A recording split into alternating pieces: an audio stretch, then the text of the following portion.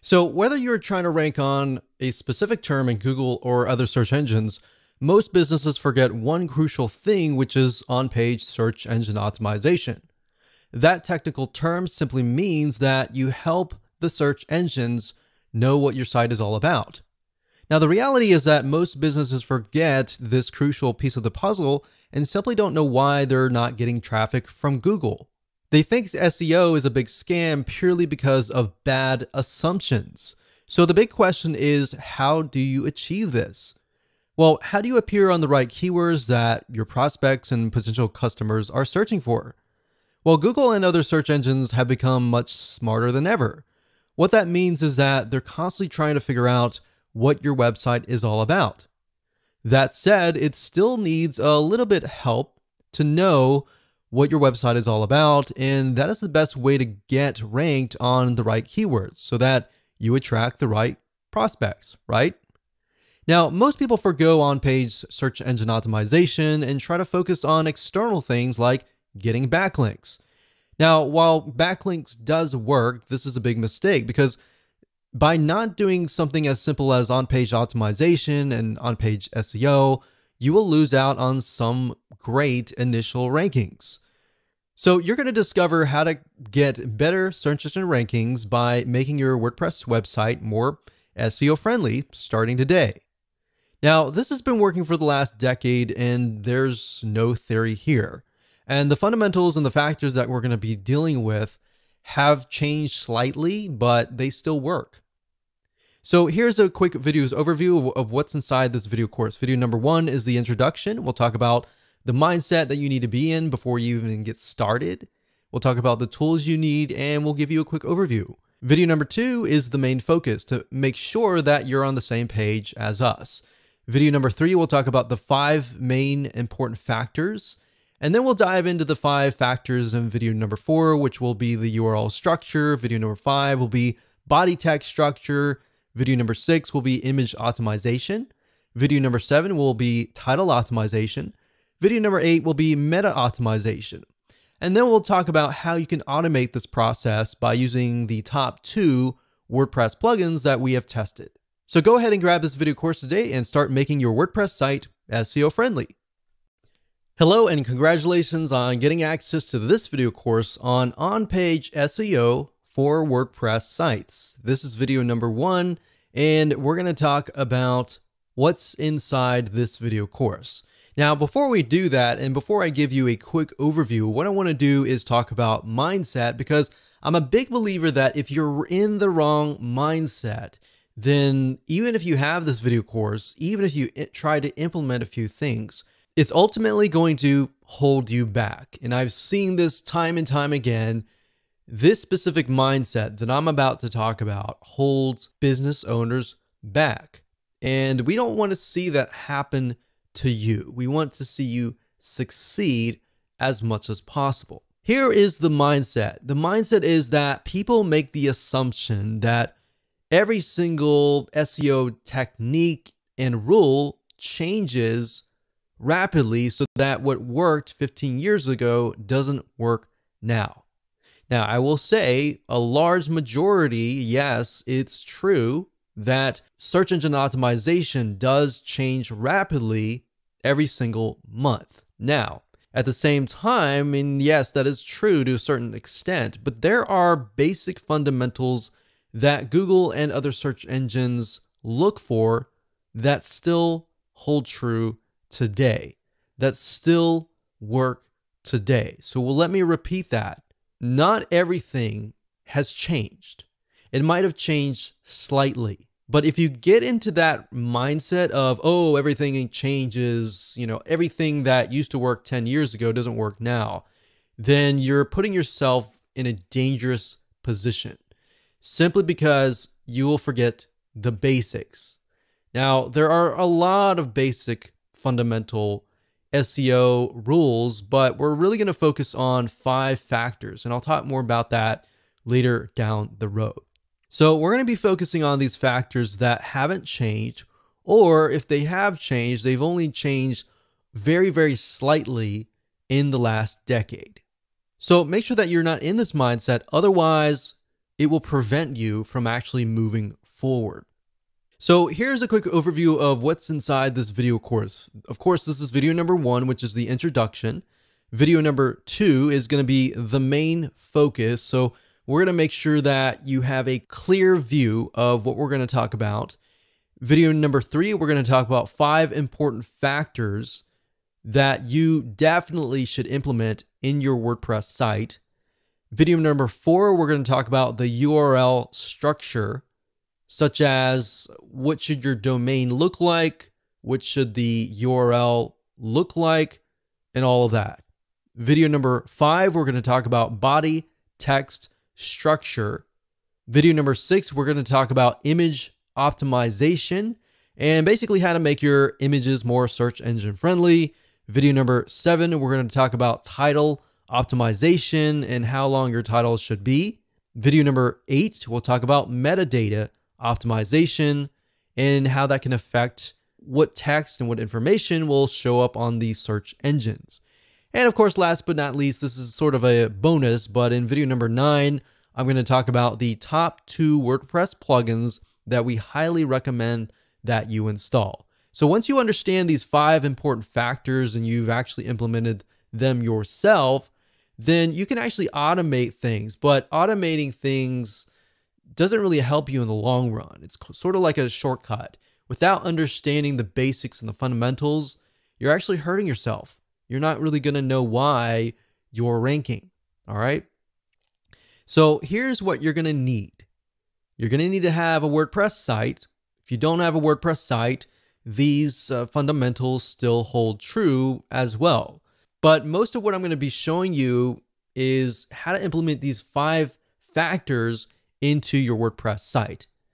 You're also going to need to have a general idea of what the general keyword is that you want to rank on. And then, of course, you want to have a list of specific keywords related to that general keyword. And the reason why you need to have these in hand is because you're going to use these in your body text, your title text, your metadata text, and even your image alt tag text.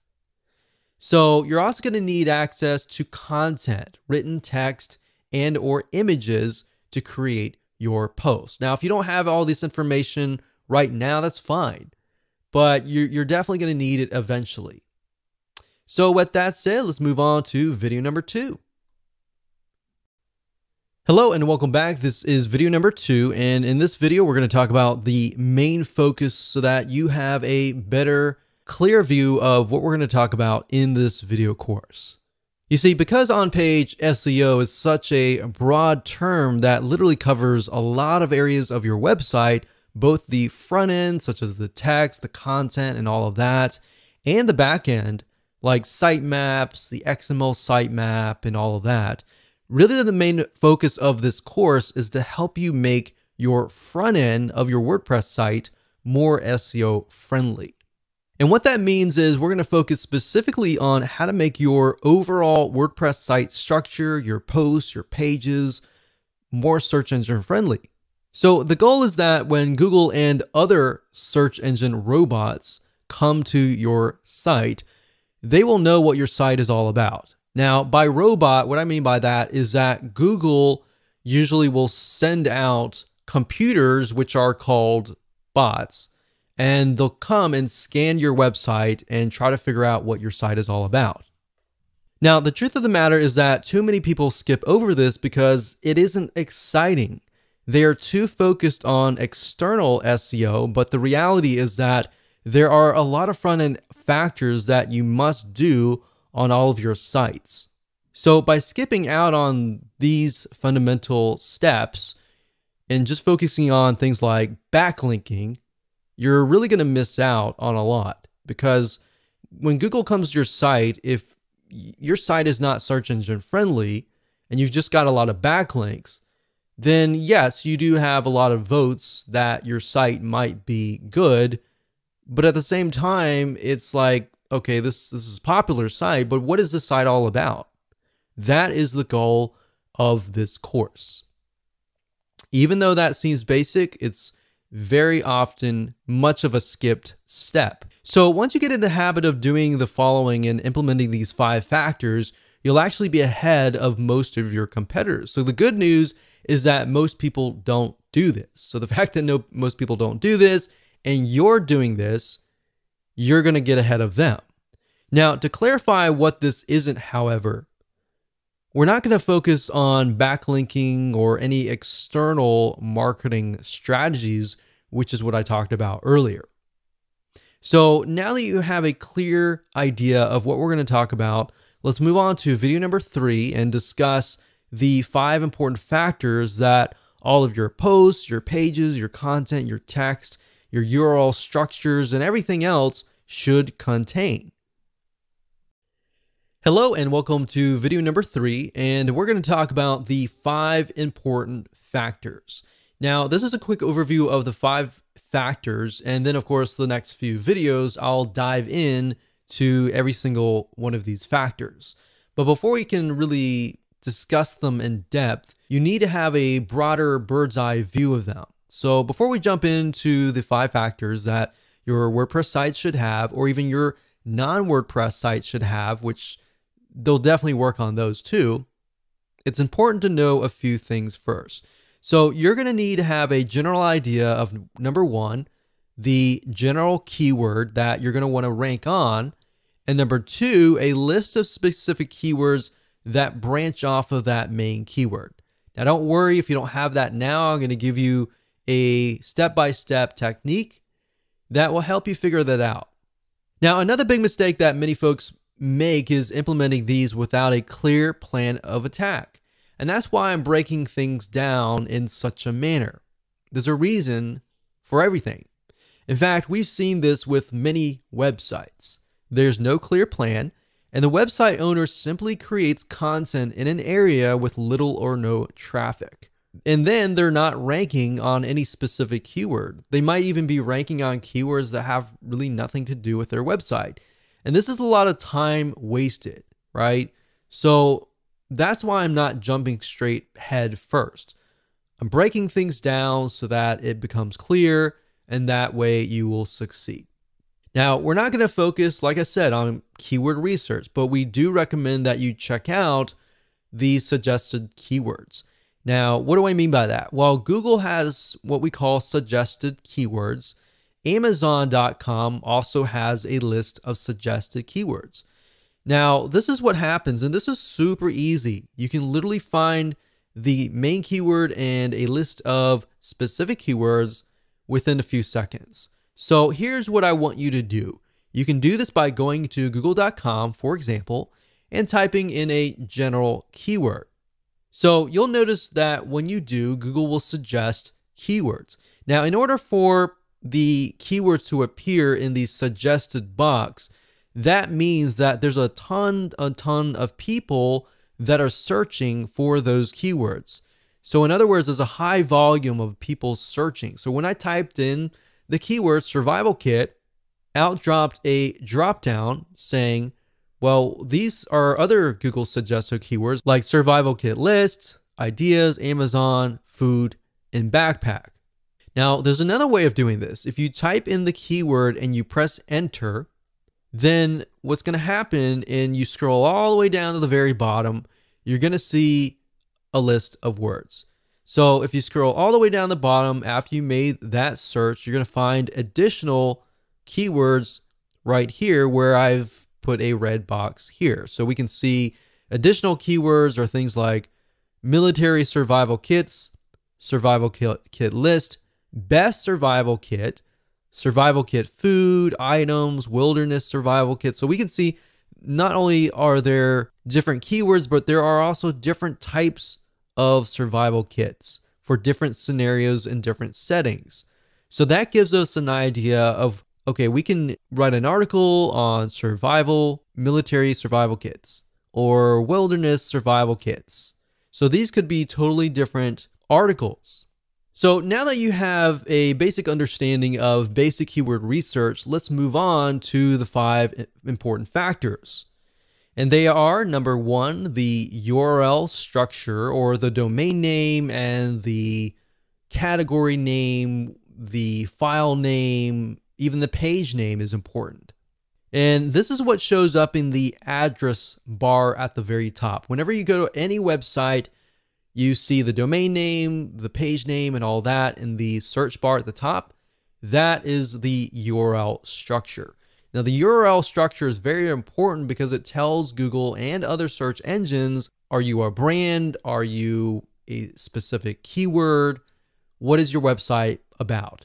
Now, that's just one element. There's a lot of other elements as well. Number two, we have the body text structure, which contains basically everything on your post or your page in terms of content. So this contains both written text that you use in your posts and pages, and there's more than just slapping a bunch of content for everyone to see. So there's a lot that goes into this. So I'm going to show you, I'm going to break things down so you have a better idea of what you should include in your body text structure. Number three, we got image optimization. What this means is making your images more search engine friendly. So just like body text, when it comes to images, Google and other search engines are not going to know right off the bat what they are. So you need to do your best to help them figure out what the images are all about.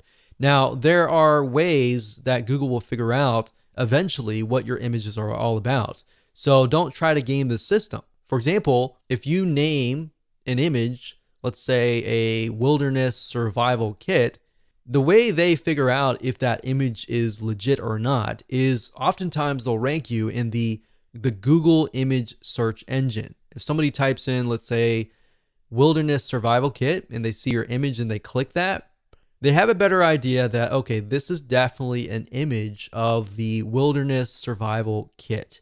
And that will actually help you in the long run. So don't try to game the system and name an image something that it's not. Name it what it is so that it's an attracting image. And when somebody's looking for that image, they're going to find it, they're going to click it, and that's going to help you in the long run. In fact, beyond that, there's a few more steps you'll need to take. And plus, in addition to that, with the image search engine that I talked about just now, you can actually get a lot of traffic from that search engine.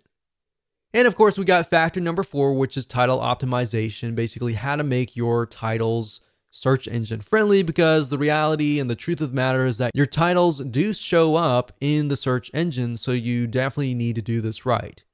Otherwise, you're going to attract the wrong person. Meta optimization is the same thing. You've got the description and other metadata that will show up underneath the title in the search engines. So you want to make sure that you attract the right person.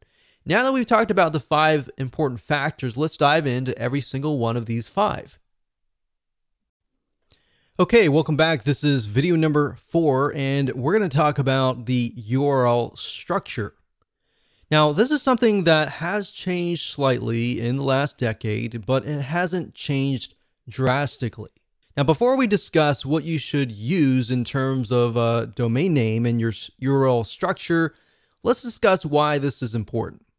You see, when Google and other search engines try to figure out what your website is all about, they look at your website as a whole. They're not just going to look at your URL structure, your domain name, or your categories or your page name. They're going to look at everything as a whole. Plus, in addition to that, they're going to look at how people interact with your content and if that is true. Now, part of that is what appears in the URL. A search engine friendly URL structure can actually go a long way. Not only will it help the search engines figure out what your page is all about, it's also going to help a human visitor understand what the page is what. And that means that keywords still matter, but you have to be careful not to keyword stuff your URLs. And by keyword stuff, what I mean by that is you're putting too many of the same keywords in the same area. In other words, back in the day when Google started, for example, you literally could keyword stuff a page and get ranked really, really quick. But now Google has become much smarter. Their bots and intelligence have become smarter. So that's a big no-no. Don't do that. And I'm going to show you in just a minute why, if you use certain domain names, that can have a drastic impact on that. So let's talk about domain names. So what should you name your domain name? Should you use an exact match domain, meaning that the keyword is in the domain? Or should you use a brand name? Well, there's a big debate that using a keyword in the domain name will actually get you ranked higher. That actually worked back in the day. Sometimes it still works today. And there's really no right or wrong answer. Literally, at the end of the day, we don't know. Nobody knows what Google wants. In fact, what we found now is that there's so many exact match domains and so many people that are using keywords in their domain names that it actually might help and it might not. And that's why you need to make sure that you don't look at one element, but you look at the whole website as a whole. So yeah, that was quite popular maybe 5 years ago, something like this, yourkeyword.com. So maybe scubadivingmasks.com if you were trying to rank on scuba diving masks, or best scuba diving masks, or bestsurvivalkit.com. And that used to work and sometimes still does, so we can't really say for sure that if it doesn't or it does. We've noticed that it does, but we really can't say. But if you haven't noticed, Google really likes brands. They love brands. And the reason why they love brands is because brands are here to stay. If you look at a brand, it becomes a culture and it's got a following. And that's why Google loves brands. Something like this, yourbrandname.com. Now, Google is quite smart and has robots that know that people are trying to keyword stuff or game the system in terms of domain names or domains plus the URL structure. Now, we've had success with brand names, so we lean towards that as the long-term view. But then again, exact match keyword domain names work well for some other people as well. So we can't say for sure that if it's not going to work. So at the end of the day, it's really up to you. But what I'm going to show you in just a minute will reveal to you why using a brand name will actually help you, especially in preventing you from creating duplicate or keyword stuffing in the URL structure. So the URL structure looks like this: www.yourdomain.com/category/your-page-name. And that could be anything depending on how you go about naming that. And I'll show you that in WordPress, but we're just talking about the basic fundamentals right now. So let's say, for example, that you're trying to rank on red shoes. The problem with naming your domain name redshoes.com is this. Let's say, for example, that you have a category that is red shoes, blue shoes, yellow shoes, brown shoes. But that one category that's red shoes, and you have a product called Big Red Shoes, it ends up looking like this: www.red-shoes.com/red-shoes/big-red-shoes. So you see what I mean here? You got red shoes, and red shoes 3 times in a row. That's not a good sign, because what that is keyword stuffing. Now, this isn't good because it looks like you're trying to game the system when in reality you might not be. But let's say, for example, that your brand name is Super Fast Feet. And as silly as that sounds, that's something that just came to my mind, and it'll make more sense. And the product name is Big Shoes. Now, I know that's not great, but hold on. It would look something like this: www.superfastfeet.com/red-shoes/big-shoes. So Big Shoes is a type of red shoes, but it belongs to the brand name Super Fast Feet, or the e-commerce store, or the digital store, or the local store. So by doing that, now you see red shoes only shows up once. Now, by using a brand name, you have the potential of selling other things. If you just do redshoes.com, you're stuck with only red shoes, right?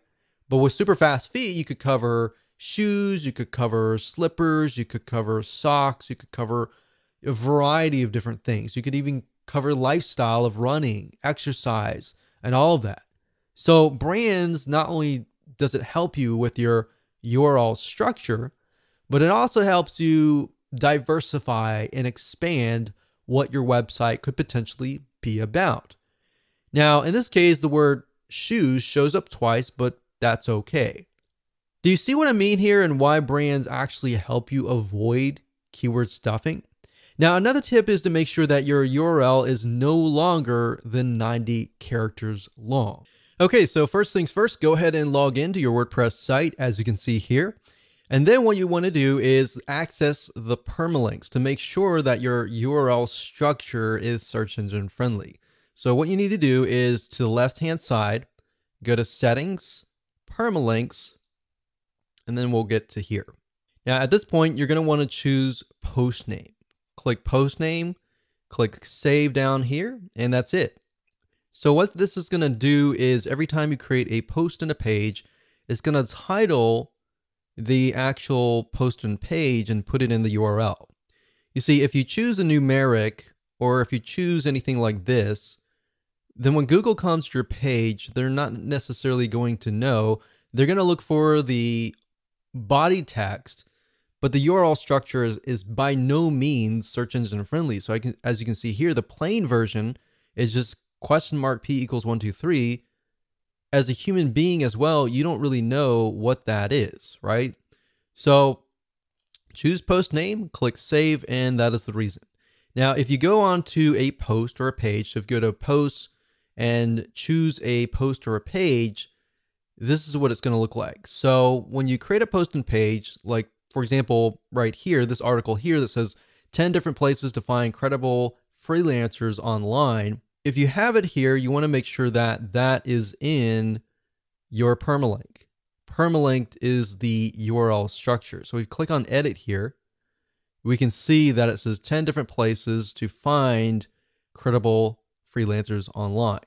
So what you want to do is, obviously we can't change the domain name, but we're going to put the title in here and you want to put dashes in between the words. And when you're done, click on OK. Click update, and that's it. So that's as easy as it gets in terms of editing the URL structure. Now, of course, you can add them into categories. So if you have a category, let's say in this case, we have freelancers. The category could be freelancing sites. And then you could have maybe 10 different posts on freelancing sites. So that as a human being, you know that we're looking at this and it's under the category of freelancing. And you can create categories by going under categories and click on add new category and creating that there. And then make sure that post or page is checked for that category, click update, and you're good to go. And that's it. Hello and welcome back. This is video number 5. And in this video, we're going to talk about the body text structure. Basically, what should you put in your content, and as you're writing your posts and your pages, how should you optimize it?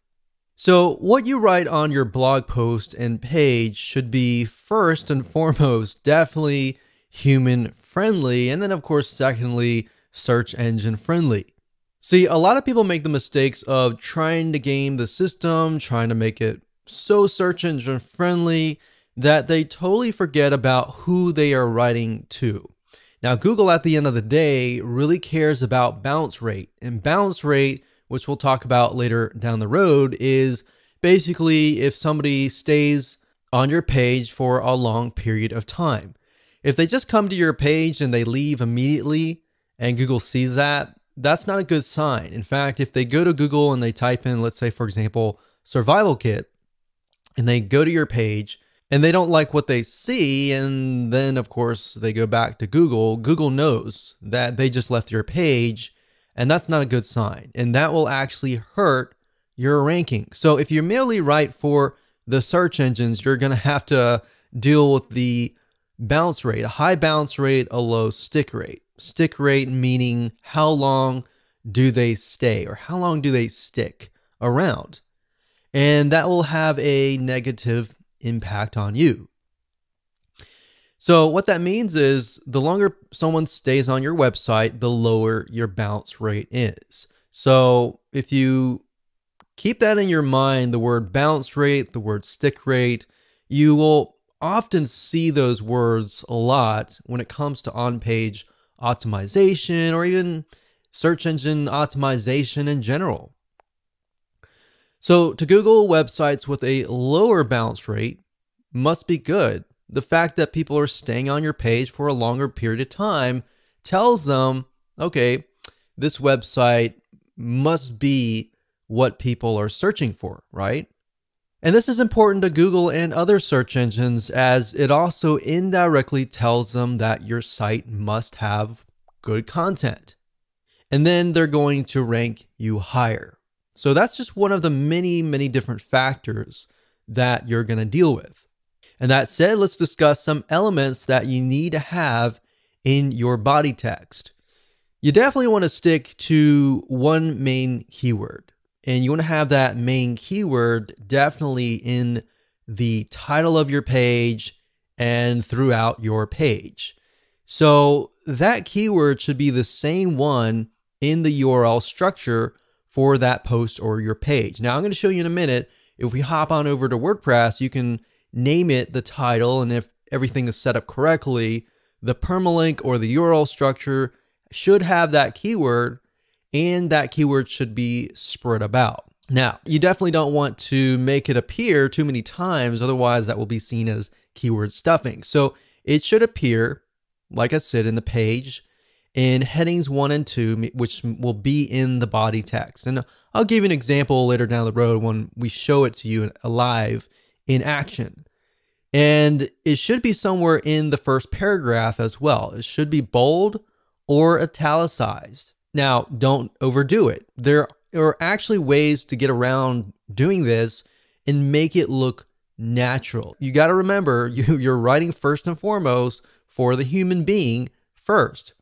So when you put it in your text, you got to make sure that it is going to make sense to the human being. And you want to try to use variations of your keywords as well. So let's say, for example, let's use the example that we talked about earlier in the URL structure video, which was red shoes.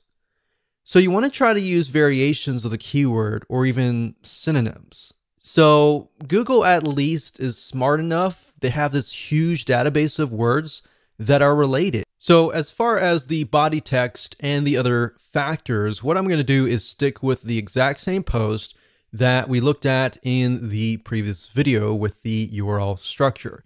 So up at the top, if we say that our main keyword is maybe find credible freelancers or places to find, maybe that's our keyword, places to find credible freelancers, then what we want to do is we want to make sure that it's in the heading 1 and 2. So we could take that and we could put it here and we could highlight that. And then under this drop box here, we want to do heading 1. So that would be the heading.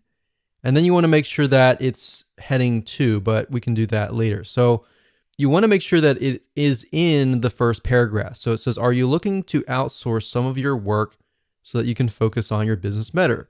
Finding the right person can be difficult, but there are places online where you can search for credible freelancers. So places to find, we could say, so let's discuss places to find credible freelancers. So obviously the first letters are capitalized. So I want to make sure that it's human friendly. So we say, so let's discuss places to find credible freelancers. And then you can highlight that. So places to find credible freelancers. So this can be italicized. This can be bolded like that. All right. So that needs to be in the first paragraph. You can also have it later down the road as a heading 1. And if we scroll down, we don't have an image right now, but we'll talk about that later. We'll find an image and I'll show you how to add an alt tag. You want to do that. You want to go through and you want to create variations of this keyword. So places to find credible freelancers. Fiverr.com. This is a good place to find great freelancers. So we use the word credible. You can mix it up and say good place to find great freelancers or hardworking freelancers. So what I'm saying here is you don't necessarily have to use that exact match keyword, but you're using variations so that Google knows that you're not trying to game the system and you're not trying to keyword stuff. But at the same time that it's a variation or it's a similar synonym or word so that it appears more natural. So we can go through here, we can do other things as well. That's pretty much the basics of it. But another thing you can do is tags as well. So you can add tags. Let's move on to the next video. Hello and welcome to video number 6. And we're going to talk about image optimization, or in other words, how to make your images more search engine friendly. You see, when it comes to images, you need to tell the search engines what the images are. They're not really going to know off the bat what the images are. Now, there are ways that Google can figure out what the images are, which we'll talk about in just a second. Now, while Google and other search engines will one day be smart enough to be able to figure out what images are, right now you need to help them out just a little bit, get them a kickstart that they need. So you're going to need to take your main keyword or variations of the main keyword, or even specific keywords based on the main keyword, and insert them into the alt tags in your images. If you don't know what those are right now, don't worry about it. We're going to show you in just a minute. Now, what I recommend that you do is, let's say, for example, that you have 3 images on your page. In fact, the more images, the better. You don't want to get too much, but the more images, the better. And what I recommend is the first image that you have, you're going to want to put the main keyword in there. Now make sure that it actually relates to the image itself. So if the image is an image of a shoe, you definitely don't want to put like something like a peanut butter sandwich or something. So you definitely want to put something that's related, right? Now the second keyword, you don't want to put the same keyword, you want to put a variation of that keyword. Or based on what we talked about earlier, having the main keyword and then of course having keywords related to that keyword, you can put those in the other images. But you have enough where Google looks at it and thinks, okay, all these images are related. Now, there are other ways that Google can figure out if those are legit. In fact, what they'll do is they'll index them into the Google image search engine. So whenever somebody searches for that image and they click on that image, they will think, okay, those images on your page are definitely legit, so we're going to rank you higher, right? So that is why making sure that your keywords and your images fit and they're accurate enough, but you don't want to overdo it in any other area. But 1 or 2 should be good, 3 or 4 should be fine. But you definitely don't want to overdo it. Now, like I said, more images with variations of the keyword are even better. So if we are focusing specifically on red shoes as the post, maybe the specific brand name of shoes, you might want to put the brand name. You might want to put like the brand name plus red shoes. You might want to put shoes red or red, something that's a synonym of shoes. So to make more sense, let me show you what you need to do, and I'll give you some more tips along the way. Okay, so adding images and making them search engine friendly is actually very easy to do. But first things first, you'll need to find an image if you don't already have one. So starting where we left off in the previous video, we don't have any images here, but let's just go ahead and add one. So I'm going to add one somewhere in the beginning. So we could add an image, let's say here. Now I want to say we do have an image, like a featured image down here, but what we're talking about are images within the actual body text. So let's go ahead and click on add media here. And these are our existing images right here, but we can also upload a file here as well. So let's try to find something that relates to freelancers. So So let's do that here. Let's click that. So right here it says title, caption, alt text, and description.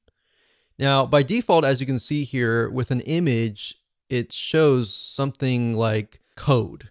It doesn't look natural. It doesn't tell a human being what it is, and it doesn't tell Google what it is.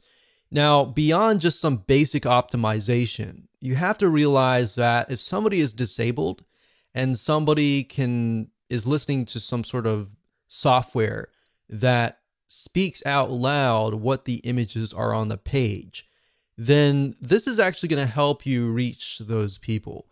So keep that in mind as well. And by making it friendly to all sorts of people, you'll get an extra vote with Google in that sense as well.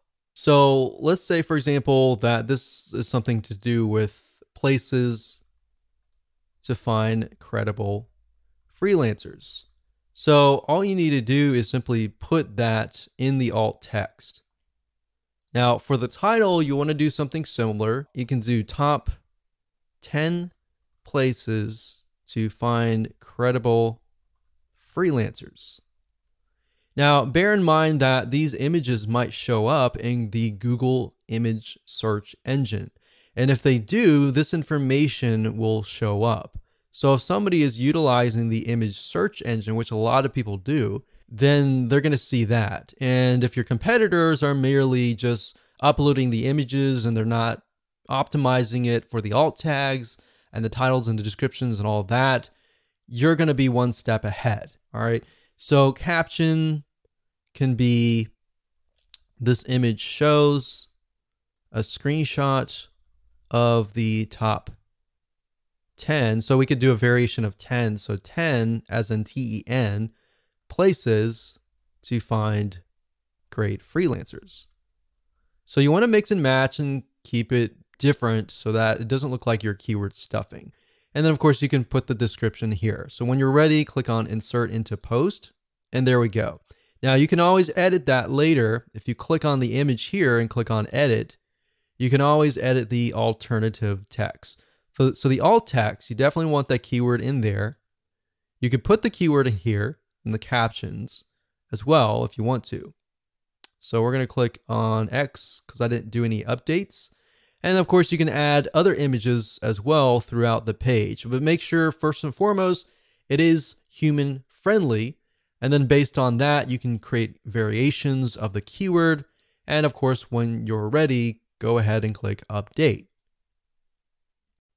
Hello and welcome to video number 7. Let's jump right in. So we're going to talk about title optimization. So this is extremely important because it's often the first thing that people will see as they are searching the internet. So if you imagine you go to google.com and you type in a keyword, whatever that is, and you're going to see the titles and then you're going to see the descriptions of each and every single website, or with YouTube, you're going to see the titles, the descriptions, and of course the image. So based on the media in general, they're all going to have titles. So having the right titles is important. So like I said, this is really extremely important because that's the first thing that they're going to see. And you're going to want to make sure that you're ranking on the keyword that is in the title. And then of course, when they get to the page, you want to make sure that the content fits the title. So you want to be congruent all the way. The more that you're congruent, they're going to get what they typed in. They're going to trust you, and then they're likely to take action if that is the case. So this needs to be set for all of your posts or your pages. And you really need to think clearly and carefully about this, because we have seen in a lot of cases where people just name it, whatever comes to their mind. And what ends up happening is you work so hard to create the content and you attract the wrong person and they come to your post or page and you wonder why nobody is taking action, right? So this is the exact same keyword. And to make it easier for you to be congruent, if you take the keyword that's in your URL structure, that's in your title, make sure that it's in your title somewhere, because that's what your viewers are searching for. Now, sometimes people will put the keyword straight up in the beginning and they'll put the keyword dash whatever. But what I recommend that you do is put the keyword in the title, but you want to make sure that it sounds right. It's got to be human friendly first, and then of course secondary search engine friendly second. Because at the end of the day, and the way Google is moving towards long-term wise is towards engagement, more social engagement, people engagement. That is what is important to them. Because at the end of the day, if you think about it, their goal is for people to search, find what they want. So they want to make sure that they connect you to the right person. And all they really care about is they don't really care about you. They care more about the customer, who is the person who is searching, right? So as long as you're on the top 10 of the Google search engine for that keyword, and that keyword is appearing in the title, it's highly likely that the prospect will click through your website. Now, as basic as this sounds, I want to make sure that you understand that it's important. Most of your competitors are not really going to do this. And if they are, they're going to miss something along the way, right? What we've seen over the years is sometimes they'll have the title right, they'll have the URL structure right, but when people go to the content, it just doesn't make sense. So as long as you're congruent from the keyword to the title, to the poster page, to the content itself, to the call to action, to the product, everything is congruent from that point in the beginning to the end, you're most likely gonna gain the trust of the prospect, and you're most likely gonna get the conversion. That's the most important thing. So as long as your poster pages are related, you're most likely going to see a higher conversion rate across the board, like I said earlier. Now, as a rule of thumb, your title should be no more than 75 characters long. You don't want it to be too long because psychologically that will actually overwhelm whoever is typing things in. And most people are just scanning, they're not reading. They're looking for what they're looking for really quick. So if you have something short, straight to the point, you're most likely going to win as long as it's optimized and it's correct to that keyword. So now that we've talked about the fundamentals, let me go ahead and show you what you need to do to set this up properly. So we already briefly talked about the title, but this is your title, right? So a lot of times, let's say for example, that the keyword is places to find credible freelancers. Sometimes you'll find people do something like this, places to find credible freelancers. And then of course, they'll put the keyword first and then they'll put a sentence. You can do that if you want to. There's no proof that it doesn't work, it works or anything like that. But you definitely want to make sure that it is human friendly first and foremost. So in this case, ours is 10 different places to find credible freelancers online. Or we could do something like top 10 places to find credible freelancers.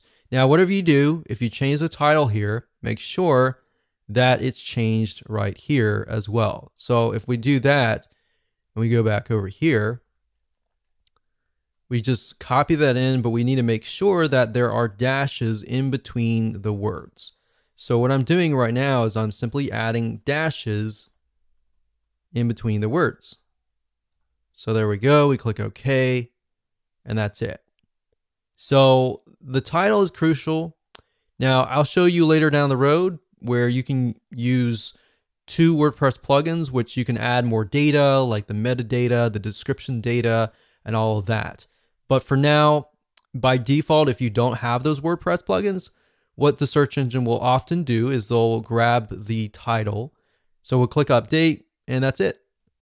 Okay, so this is video number 8, and we're gonna dive straight in and talk about meta optimization. So this is the description that is gonna show up on the search engines. So just like the title optimization video beforehand, this is what people are gonna see in this search engine when they search the internet for a specific keyword.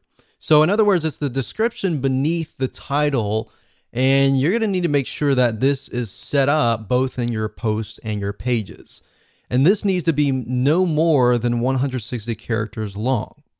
So let me show you what you need to do. Okay, so we briefly talked about this before, but I'm just going to do a recap here. So we talked about the meta description being important. So for images, like I showed you with the image optimization, that's why the description is crucial, because if they're appearing in the image search engine, it will actually appear with that description and that title. Now, if you don't have a WordPress plugin that is installed, it's typically going to grab this as a title, and then the description usually is the beginning paragraph. So for congruency's sake, you want to make sure that's why the keyword needs to be in the title, the first headline here, and the description. And you usually want to try to put the keywords down here, but you don't want to put it too much. Sometimes it will look at how many words you have compared to how many keywords that you have. If you have too many keywords, you're going to want to add more text. If you have more keywords, you definitely want to add more images as well. So the more images, the more text that aren't really that specific keyword, the better.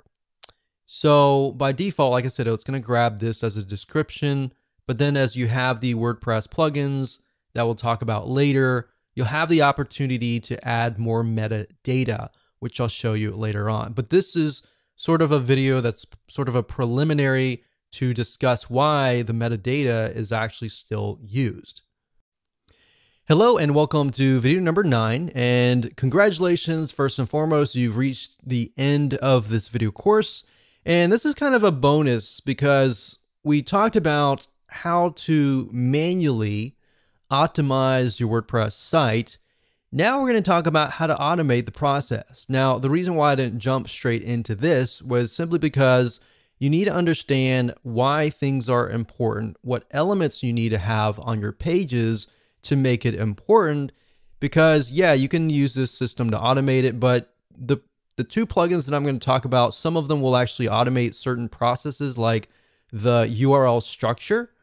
But at the same time, knowing how things work and why certain things are important is more important at the end of the day, because you're going to understand how to implement these factors. So now let's talk about the two plugins. With these two WordPress plugins, you can literally boost your on-page optimization on just their free levels. So they both have a free version and they both have a paid version. Now, two of these are very common. The first one, you'll most likely maybe already be using it. The second one is not so popular, but they actually work hand in hand. So let me go ahead and show you these plugins and why they are both important. So the two plugins are first Yoast SEO, that's YOAST.com.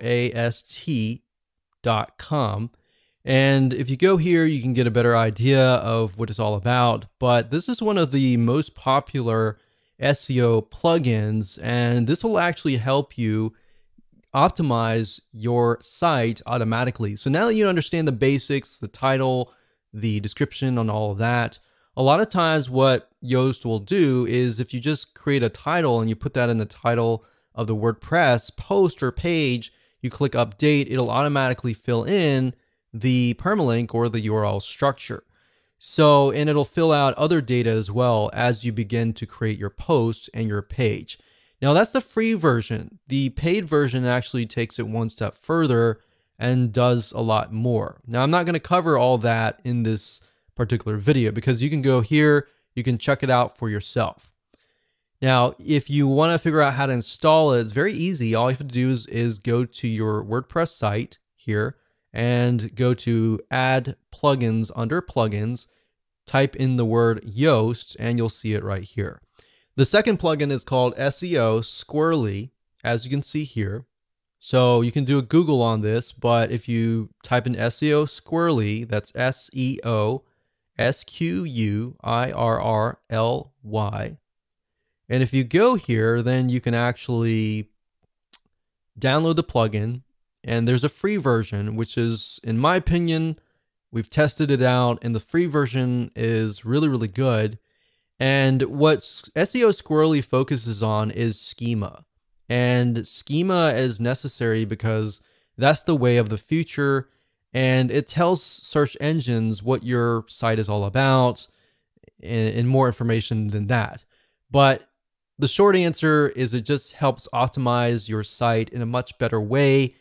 And now, when you go to SEO Squirrely, it'll say, you know, our plugin is better than Yoast. And then, of course, Yoast, sometimes you might see an article out there. I haven't seen one, but I'm sure there's a comparison. And you'll see that they're going against each other. But at the same time, you can either do Yoast or you can do SEO Squirrely. Now, what we've found is SEO Squirrely focuses on schema, like I said, and schema is just a way to make your site appear in the search engines where people will click on your link. So if you've seen, for example, the ratings, the 5-star ratings that appear in the search engine, that is based on schema. And there's a lot of other different little elements where if you've got on your page like images and videos and all that, SEO Squirrely will automatically optimize those media types on your page. And we found that we've actually tested this one and Yoast together, and they actually work hand in hand. Now, they can run into each other based on like the title and the meta description and all that, and they can conflict in that realm. But at the end of the day, you kind of need to just pick and choose which one you want to go with and just go with one. So Yoast, I can tell you, will pretty much do everything that we talked about. SEO Squirrely as well. They typically are focused on different areas. So my take on that is just install them both and just see what happens and use them both and go from there.